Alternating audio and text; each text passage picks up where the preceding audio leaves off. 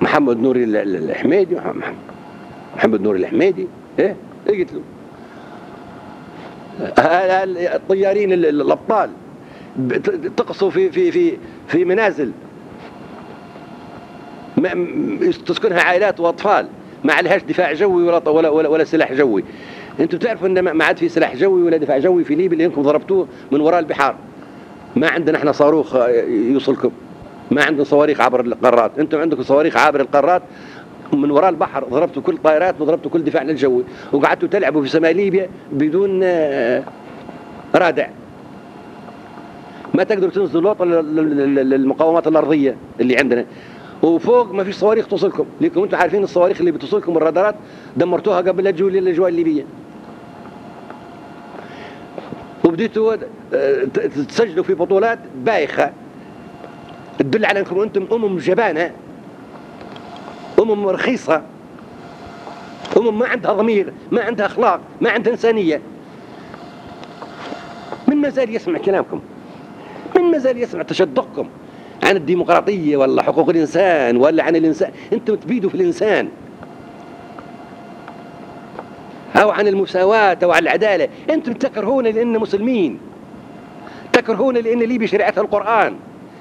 انتم تقولوا لهم بعد يقول الاذان واشهد ان محمد رسول الله، تقول لهم اضربوا القنابل. انتم كسر رقبتكم في محمد رسول الله، ما تحبوش كلمه محمد رسول الله يا كفار. انتم كفره فجره. نحن سنصمد وسنصمد ونبغى المعركه تستمر الى يوم القيامه، لين انتم تنتهوا واحنا ما ننتهوا. ما فيش بيننا وبينكم اي تفاهم اطلاقا. بعد قتلت اولادنا واحفادنا وهم راقدين في بيوت ما عاد نبغوا شيء.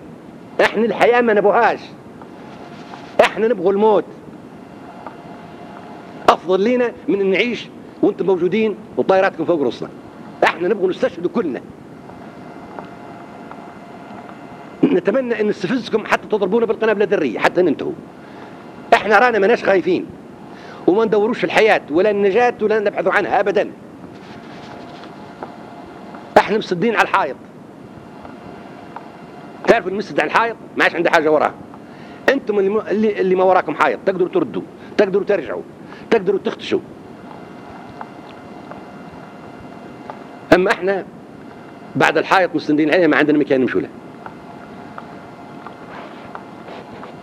صبوا علينا، صبوا صواريخكم من كل مصنع عبوا كما قال الشاعر. صبوا صواريخكم، اعملوا ليش؟ جبناء وعندكم قوة وما فيها رادع. ماكم خايفين من حد، الله ماكم خايفين منا. ضمير ما عندكم، دين ما عندكم.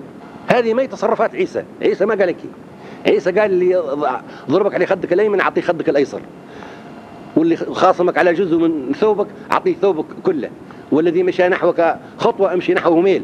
هذا عيسى شن قال. انتم تبع عيسى. عيسى بريء منكم يا كفار. ذنب المسلمين اللي موجودين اليوم، اللي ما شعلوش الحرب من اندونيسيا الى الدار البيضاء. لكان في ازهر شريف يطلع الشيخ نتاعه ويعلن الجهاد ضد الصليبيين. المفروض خطيب مكي يعلن الجهاد المقدس ضد النصارى. 28 دولة نصرانية صليبية تضرب تهاجم دولة مسلمة اسمها ليبيا.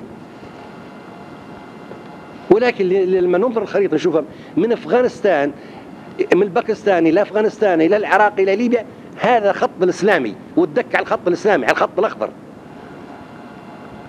هذه حرب صليبية. لكن ممكن تستيقظ الأمة. غزوة في سبيل الله خير من 1000 حجة.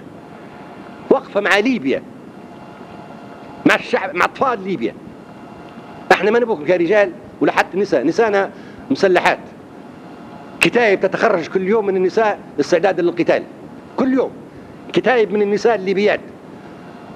نحن ما ناش محتاجين لكم لا الرجال ولا النساء، لكن الأطفال الليبيين كان يجب أنكم توقفوا معهم. الأطفال النايمين اللي كل يوم يذبحوا فيهم قدامكم بالصواريخ.